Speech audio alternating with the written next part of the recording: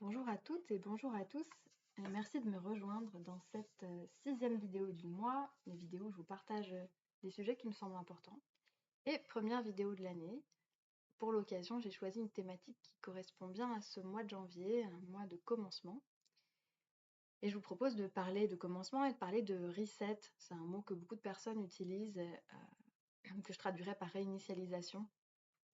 Ce souhait de revenir ou en tout cas cette idée de reset, de revenir à un état initial. Mais on va voir qu'en fait, ce qu'on peut mettre derrière cette idée-là, comment on peut le comprendre, les différentes manières dont éventuellement on peut s'approcher de quelque chose qui ressemble à un reset, mais que c'est jamais tout à fait ça. On ne revient pas à un état antérieur ou initial où on était tout clean et, euh, et tout vide. Donc on va réfléchir un petit peu à cette idée-là et de voir en fait que d'une certaine façon la nature, ça fait partie en fait de ces principes de se réinitialiser. Elle se réinitialise toujours à travers l'hiver, sans pour autant que ça revienne tout comme avant à un point initial. C'est une sorte de renouvellement, mais sans jamais revenir à à un temps particulier, un point zéro particulier. Janvier réinitialise l'année et ça nous réinitialise aussi. Parce que ça nous propose de nous ouvrir à nouveau. Et on le sent bien, c'est pas juste bon, bah c'est janvier, il y a une nouvelle année qui commence. On sent qu'il y a quelque chose de nouveau qui s'ouvre et en même temps c'est encore l'hiver, donc c'est pas toujours facile à exprimer. C'est pas toujours facile de savoir vraiment qu'est-ce qui se passe. C'est encore très endormi, janvier en général, et ça se réveille plus tard. Mais c'est quand même intéressant de voir que le commencement, l'initialisation survient au plein cœur de l'hiver et on n'a pas placé au milieu du printemps, au moment de l'éruption de la vie dans la nature. Et on voit ça à plusieurs endroits d'ailleurs, dans la nature, dans la physiologie. Voilà, le commencement se place dans une période sombre, calme et avec un aspect endormi. Chaque commencement est la fin de quelque chose et toutes les fins sont le commencement de quelque chose. Et donc on peut s'inscrire dans un cycle et dans un mouvement quand on a cette idée-là de commencement. Et parfois, quand on vit la fin de quelque chose, on sent poindre déjà le commencement à l'intérieur, la fin d'une histoire dans nos vies. Hein.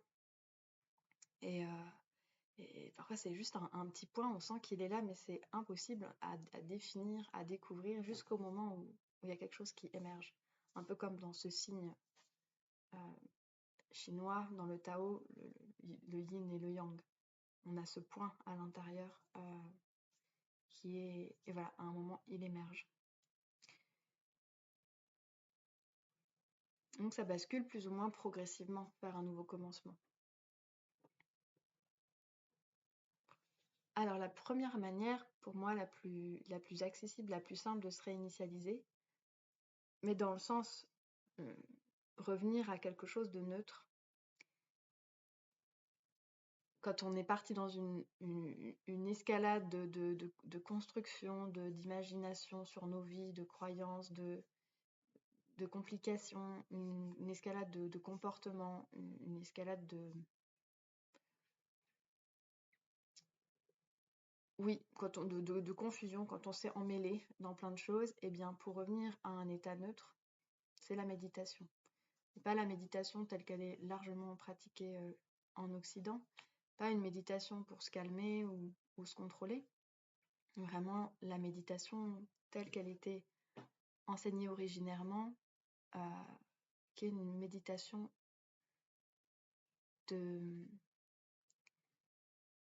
d'acceptation déjà de qui on est, de ce qu'on est, de ce qu'est le monde, et de mise en relation avec soi et avec le monde tel qu'on est, sans essayer de contrôler, de comprendre, d'élaborer quelque chose dessus, d'essayer de faire quelque chose, en fait, sans essayer de faire quelque chose vis-à-vis de ce qu'on est et vis-à-vis du monde.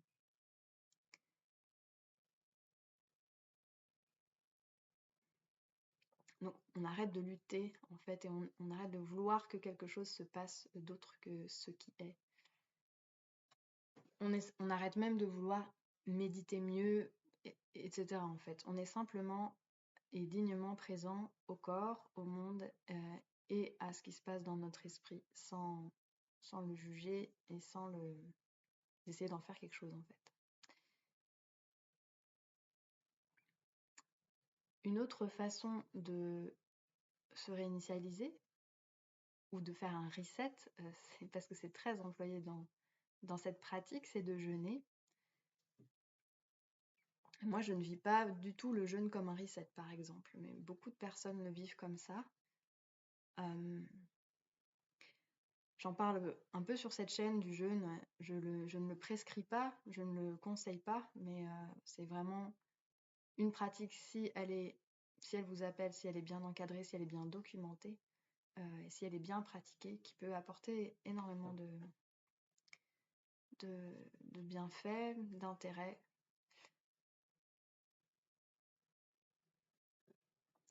On peut voir le jeûne comme une synchronisation sur le vivant. On jeûne au changement de saison, par exemple, dans certaines cultures, au changement de lune aussi. Donc pour moi, le jeûne, c'est pas un reset en se disant bon bah j'ai fait des excès, je remets les compteurs à zéro et puis c'est reparti. Certaines personnes vivent ça un peu comme ça. Oui, c'est pas du tout ma façon de le vivre et de le proposer. Aussi parce que pour moi, chaque jeûne reprend là où le précédent s'est terminé. Au niveau physiologique, si on n'a pas vécu trop de choses difficiles et fait trop et eu une alimentation trop délétère entre les deux jeûnes, évidemment, le jeûne reprend là où le précédent s'est arrêté. Et donc, il y a une sorte de continuité, de progression. On avance dans la réparation et la régénération du corps. Donc, en cela, il n'y a pas vraiment un reset. Mais là où il y a un reset, c'est comme je disais précédemment pour la méditation, quand on est parti dans un peu une escalade dans les comportements alimentaires, même dans les comportements quotidiens, on se laisse embarquer, on se laisse déborder, eh bien le jeûne va venir va apporter, va aider à revenir à cet état, à poser les choses et à désescalader un peu tout ce qu'on a escaladé, toute la vitesse aussi dans laquelle on s'est mis. Et voilà, ça rétrograde un peu et ça permet de prendre un autre chemin, une autre bifurcation et de se défaire de certains comportements qui s'étaient juste tous accumulés. Parce que quand on est pris dans des émotions, après on est pris dans des comportements alimentaires, on est pris dans une hygiène de vie qui se dégrade, etc. Et voilà, là ça permet de revenir, de se poser et de se dire bon, en fait, En fait, on n'a rien besoin de se dire parce que le jeûne travaille tout seul, la plupart du temps. Parfois, ça invite à prendre des résolutions, mais en fait, la plupart du temps, on est très surpris. Et en sortant du jeûne, on se dit bon, bah bizarrement, j'ai plus besoin de ça. Ça me pose plus de problème. Tel aliment, bah, j'y suis plus autant attachée, etc. Et donc, il y a quelque chose qui se passe, qui n'a pas besoin d'être contrôlé. C'est là aussi que c'est intéressant. Donc, on revient non pas à un point zéro, mais à un point de santé plus équilibré. Mais en fait, ici, dans cette vidéo, je voulais particulièrement vous parler d'une façon particulière de se réinitialiser, et c'est à travers la reprogrammation des réflexes archaïques et l'intégration motrice primordiale. Donc c'est une notion assez récente pour moi. En fait, c'est connu et validé par des experts mondiaux depuis pas mal de temps. C'est toujours controversé en France, comme d'habitude avec les nouveautés. Voilà. Et je vais vous présenter le sujet de manière très très brève, très condensée, tel que moi il m'a parlé, parce que évidemment je ne suis pas du tout une spécialiste du sujet. j'ai un peu expérimenté, et je me suis un peu documentée, mais évidemment, je ne suis pas la spécialiste. Donc pour vous, qu'est-ce que c'est que ça en fait, les réflexes archaïques? Le corps humain, il fonctionne sur un système réflexe qui nous permet de faire des choses sans en avoir conscience, sans tout contrôler. Quand on va tomber ou quand quelque chose tombe, etc. Ou quand il faut se précipiter pour faire quelque chose, il y a un système réflexe qui se met en marche. Les muscles donc savent se débrouiller tout seuls, ils ajustent l'équilibre et le mouvement. On ne fait pas un effort pour tenir en équilibre ou pour tenir notre tête, etc., en fonction du mouvement qu'on est en train de faire. Donc il y a un système de tonus et de tenue musculaire et de réaction musculaire qui est complètement automatisé et réflexe. Tout ça pour réagir aux situations extérieures et puis nous permettre de marcher, courir, se déplacer, faire des mouvements. Il existe des réflexes primitifs, donc qui sont mis en place dans l'utérus pendant la grossesse, et donc, qui sont aussi appelés archaïques, et qui sont présents dans la vie du nourrisson, qui petit à petit vont disparaître. Mais à quoi ils servent? Ils servent au moment de l'accouchement. Le bébé, il ne sait pas consciemment qu'est-ce qu'il doit faire pour aider l'accouchement et pour participer, pour sortir du ventre de la maman.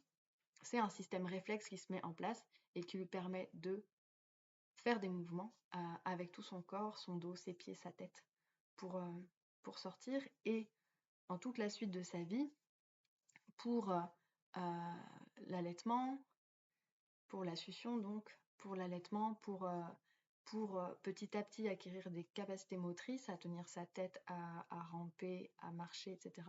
C'est tout un tas de réflexes qui disparaissent et d'autres qui apparaissent. Et donc il y a une sorte d'enchaînement de cette mise en place de réflexes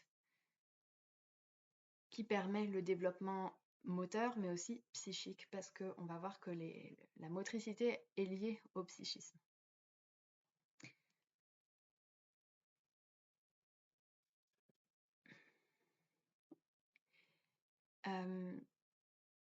Donc c'est autant, enfin le moteur est lié au cognitif aussi, à la réflexion et à l'émotionnel. Les réflexes, une fois qu'on le dit, ça semble évident, peuvent être liés à la peur, ils peuvent être liés à la joie. Donc certains réflexes primitifs doivent disparaître, ou alors ils sont très très atténués et ils sont remplacés par des réflexes de survie, comme quand on chute par exemple, on met les mains, on va se rattraper. Mais pour beaucoup d'entre nous, pour diverses raisons, il y a des réflexes qui ne disparaissent pas, donc qui ne s'intègrent pas, ou alors qui reviennent à l'occasion de chocs. Et ça peut être des réflexes de peur qui paralysent, qui figent. Et donc on a découvert que la persistance de ces réflexes ou leur réapparition trop intense, et s'active pour rien en fait, ça va pas se voir comme ça, qu'on a un réflexe de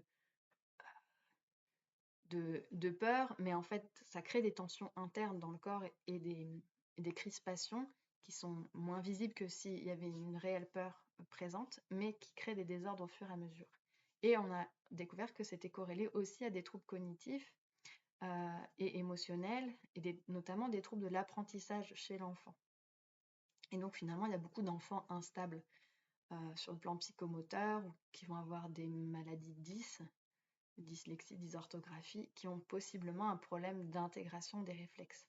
En tout cas, c'est pas toujours l'unique cause, et le problème c'est ça. Disons que c'est corrélé, ça peut être corrélé avec une intégration insuffisante des réflexes, et le traitement des réflexes archaïques peut être une voie de solution pour ces enfants-là et ces personnes-là, même si c'est pas la seule, en tout cas c'est une voie. La prise en charge et l'intégration motrice primordiale, elle a été introduite en France par Paul Landon, qui a mis en place des techniques de déprogrammation, de reprogrammation, d'intégration des réflexes, avec vraiment tout plein d'indications, autant physiques, quand on a par exemple des douleurs, des tensions, que cognitives ou émotionnelles. Et je vous mets évidemment, comme d'habitude, des vidéos en lien, des vidéos qui m'ont fait découvrir les réflexes, où on parle justement de ça, des troubles de l'apprentissage et des vidéos d'intégration des réflexes. Ce que j'aime dans cette notion-là, c'est l'absence de psychologisation. On ne va pas trouver des raisons psychologiques au problème. On se trouve en face de quelque chose, d'un dérèglement physiologique, psychosomatique, et on s'occupe de cet aspect-là sans décortiquer et interroger toute la vie. Donc on reprogramme, un peu comme une mécanique, mais comme il y a aussi du psychique et il y a aussi du cognitif, c'est assez intéressant. Et c'est assez intéressant à vivre en fait.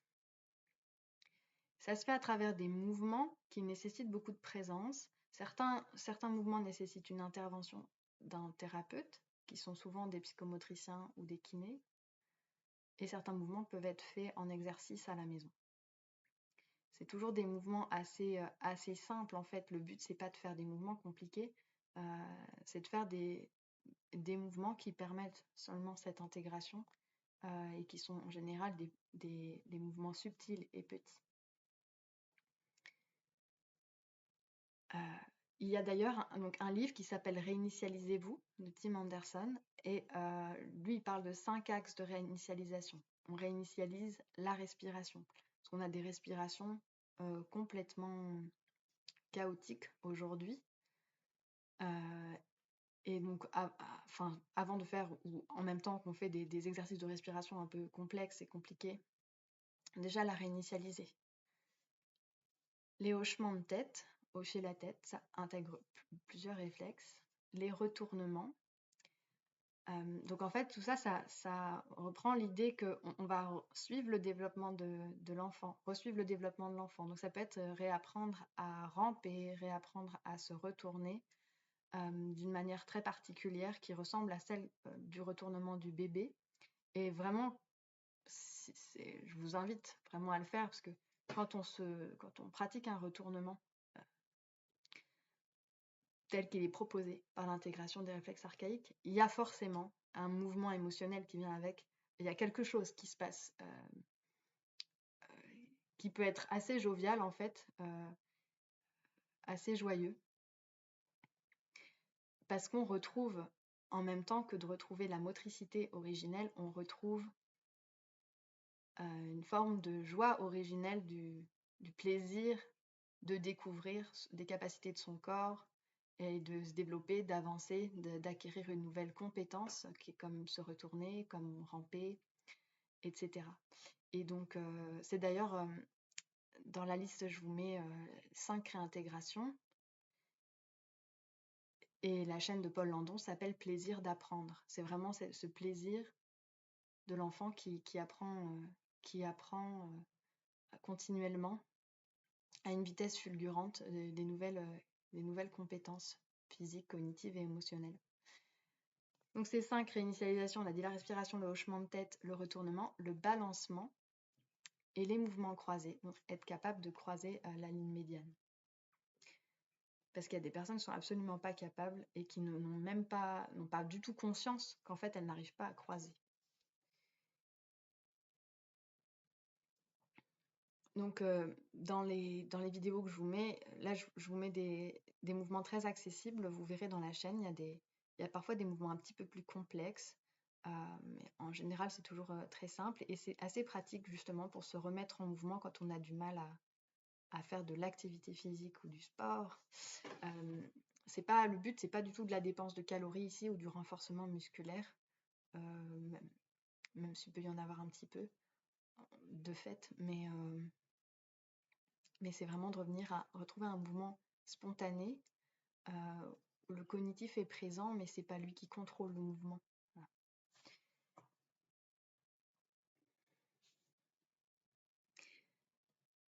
Voilà, donc vous pourrez fouiller dans toutes les références que j'ai mises sous la vidéo. Je vous remets aussi en lien, parce que c'est la thématique du mois, une lecture que j'ai faite il y a quelques années, un extrait du livre Le monde commence aujourd'hui de Jacques Lucéran, qui est un auteur qui m'a beaucoup marqué, surtout par son livre Et la lumière fut. Et c'est un extrait qui permet de percevoir que lorsqu'on est en relation avec sa vie intérieure, on s'ouvre au monde. au réel. Et c'est à ce moment-là qu'on peut vivre une sorte de recommencement perpétuel. Et le fait que chaque moment, chaque seconde offre une opportunité d'un nouveau commencement. Et aussi que chacun d'entre nous peut faire recommencer le monde. Donc c'est un extrait qui rejoint beaucoup l'esprit de la méditation tel que j'en ai parlé. Et tel que j'en parlerai peut-être un jour un peu plus longuement. Je ne sais pas. Alors, bon, pour beaucoup de personnes, se souhaiter une bonne année, c'est une sorte de vœu creux ou d'injonction, parce qu'on sait que pour certains d'entre nous, ce ne sera pas une très belle année, voire même une horrible année. Mais la question pour moi, c'est plutôt de savoir si pendant cette année, on pourra être à l'écoute du murmure de la vie, même dans les difficultés. Est-ce qu'on pourra s'ouvrir à du soutien, au réconfort, à la relation avec les autres et avec la nature? Donc moi, j'aime souhaiter en fait qu'à chaque pas, qu'il soit heureux ou difficile, on puisse être accompagné par la lumière, au sens la lucidité, la clarté, le réconfort et l'ouverture à la vie et aux autres, et puis à l'émerveillement pour ce que la vie nous propose de traverser, qu'il y a toujours une sagesse derrière, voilà, et de pouvoir traverser avec la foi qu'on peut rétablir la paix à l'intérieur de nous, quel que soit ce qui nous arrive. Donc à la fois, je vous souhaite une bonne année, mais surtout, je vous souhaite une année nouvelle, une année où il est possible de sentir qu'on peut se renouveler perpétuellement et qu'on participe aussi de ce renouveau perpétuel du monde, et puis où on est toujours en lien avec le plaisir d'apprendre. Apprendre de la vie, apprendre de ce monde tel qu'il est, apprendre comme un enfant qui a ce désir et cet élan, cette énergie d'apprendre et de se transformer sans jamais se décourager. Voilà, donc bonne année de plaisir d'apprendre, de courage et de renouveau. À bientôt.